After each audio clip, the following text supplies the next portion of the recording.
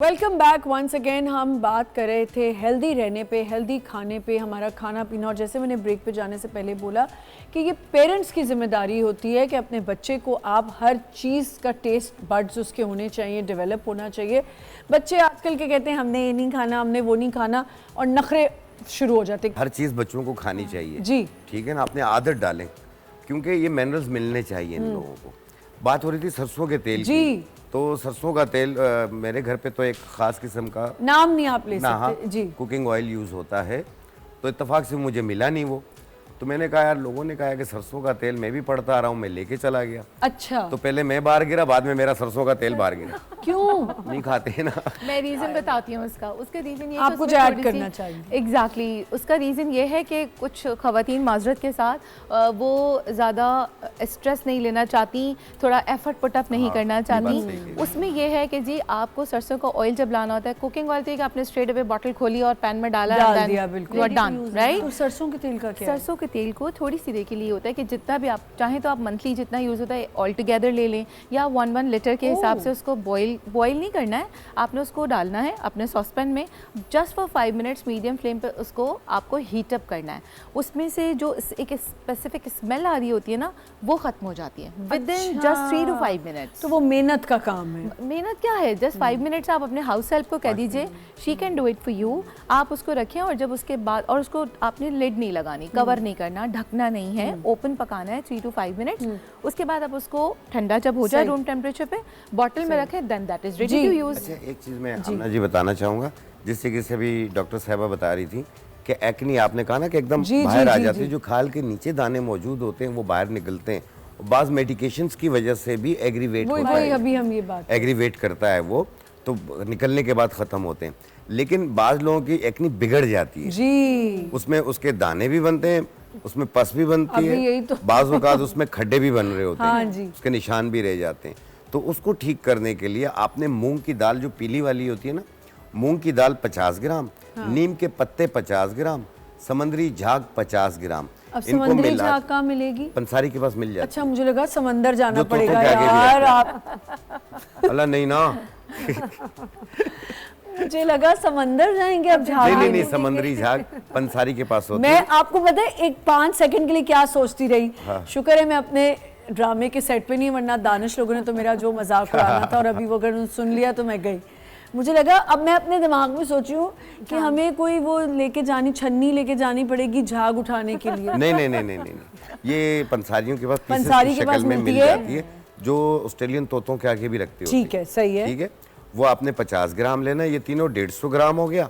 इसमें 150 ग्राम आप उपटन डालें, कोई भी अच्छा वाला, ठीक है, मिक्स करके पाउडर बना लें। फिर जितना लगाना हो उतना अर्क के गुलाब में पेस्ट बनाएं, पूरे चेहरे पे लगाएं, आधे घंटे के बाद धो लें। एक टाइम रोजाना करें। और पनीर बूटी होती है, 5 दाने 1 गिलास पानी में भिगो दें और सुबह निहार मुंह छान के पी लें। ठीक है, ये ब्लड प्योरीफाई करेगी। और साथ में ये जो आपने उपटन अभी बनाया है मास्क, ये रोजाना एक टाइम आधा घंटा लगाना है। 1 महीना यूज करें, ना एक्नी रहेगी, ना दाने रहेंगे, ना निशान रहेंगे, स्किन भी हमवार हो जाएगी, मेरी तरह खूबसूरत हो जाएंगे। आपकी तरह खूबसूरत। तो डॉक्टर अपनी दुकान बंद कर दें।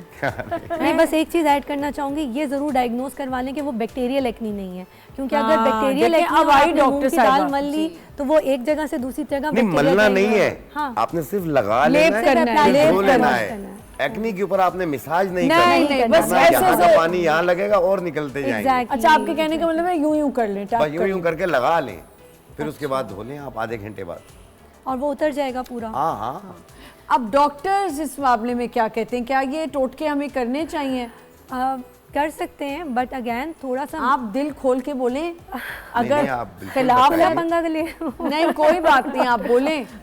नहीं, थोड़ा सा ये मैं रेकमेंड ये करूँगी, क्योंकि फूड है ना, अगर आप अप्लाई कर रहे हैं और वो प्रॉपर्ली वॉश आउट नहीं हुआ तो उसके नीचे फंगस ग्रो कर सकती है, तो वो बैक्टीरियल एक्नी फंगल एक्नी में भी कन्वर्ट हो सकती है। और जब एक दफ़ा फंगल इन्फेक्शन हो जाए ना, तो उसके स्कार जाने में बहुत टाइम ले लेते हैं। तो पहले डायग्नोज करा लें। अगर आपको ये श्योरिटी हो जाती है कि दिस इज़ जस्ट ऑयल जिसकी वजह से एक्नी आ रही है, तो यू कैन यूज़ दैट टोटका। अच्छा, मुझे एक बात बताएं डॉक्टर साहब, क्योंकि स्कार्स के बारे बात हुई है, तो स्कार्स जो हैं वो बच्चियों के रह जाते हैं। बहुत सी ऐसी हमारी ख़वातीन हैं, लड़कियां हैं, जिनकी जवानी में दाने हुए, उसके बाद वो स्कार्स रह गए। अब बड़ी मशीन्स आ गई हैं, is it safe to get those lasers done for your scars? बिल्कुल आमना, सबसे पहले तो मैं ऐड ये करूँगी कि स्कार रहते क्यों हैं। अक्सर बच्चों का मसला ये आता है कि बच्चों को बहुत ज़्यादा आदत होती है अपने दानों को यूं यूं करके उतारने की। यंग लड़कियों हाँ, लड़कियां हो लड़के हों, बहुत ज़्यादा आदत है। अब एक्नी निकल आई है ना, उसको मैं यूं करके उतार लूँगा, अब वो उतरेगी नहीं, वो उस जगह पे इन्फ्लेमेशन बढ़ा देगी, WBC ज़्यादा ग्रो करेंगे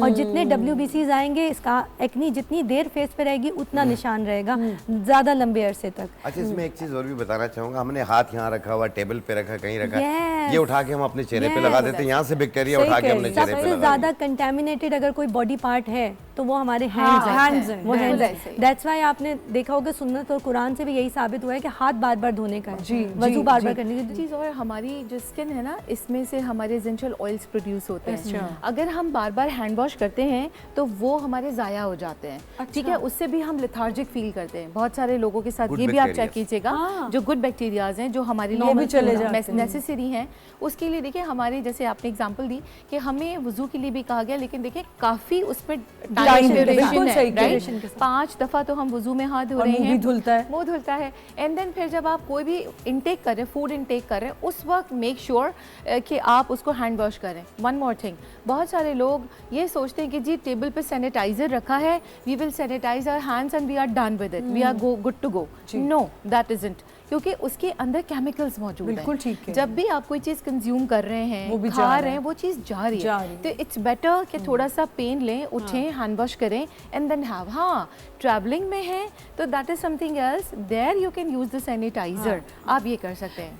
अच्छा देखिए, अभी हम नमाज की बार बार, बहुत अच्छा लगता है जब नमाज पे हम किसी ना तरह घूम के आ जाते हैं, और अच्छी बात है, सुनने वाले बच्चे हैं। अब तो देखें क्लिप्स जो हैं सिर्फ टीवी की महदूद तक नहीं हम रह गए, अब तो हमारे सोशल मीडिया पे क्लिप्स चल रहे होते हैं और बच्चे तो ऐसे स्क्रॉल कर रहे हैं, चीज़ें देख रहे हैं, मज़े से सुन रहे हैं।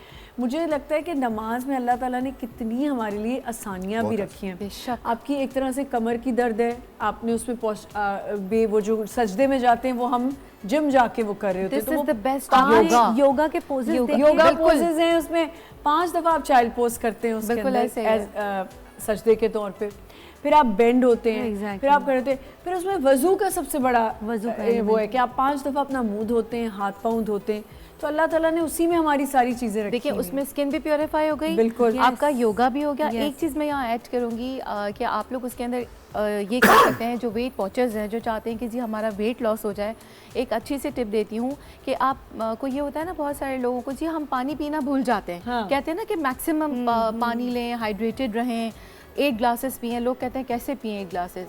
बहुत अच्छा आपको एक टिप देती हूँ कि नमाज शुरू करने से पहले 1 ग्लास पी लीजिए, नमाज खत्म करने के बाद 1 ग्लास ले लीजिए, तो 5 नमाजों में 10 ग्लास पानी तो गया अंदर। हाँ, वैसे कितना अच्छा है ना? डेफिनेटली आप ये कीजिए, और उसके बाद फिर मैं भी आज आपको एक रेमेडी बताने वाली हूँ आमना, ठीक है, वो बिल्कुल सेफ है, उसमें कोई ऐसा प्रॉब्लम नहीं है उसमें, चाहे आप डायबिटिक पेशेंट हैं, चाहे आपके साथ कोई और लाइक हाई बीपी इशू है, मैं जो रेमेडी दूंगी उसमें मैं आपको बता दूंगी ये रिड्यूस कर दें, ये इंक्रीज कर दें, तो that will be helpful for the weight loss.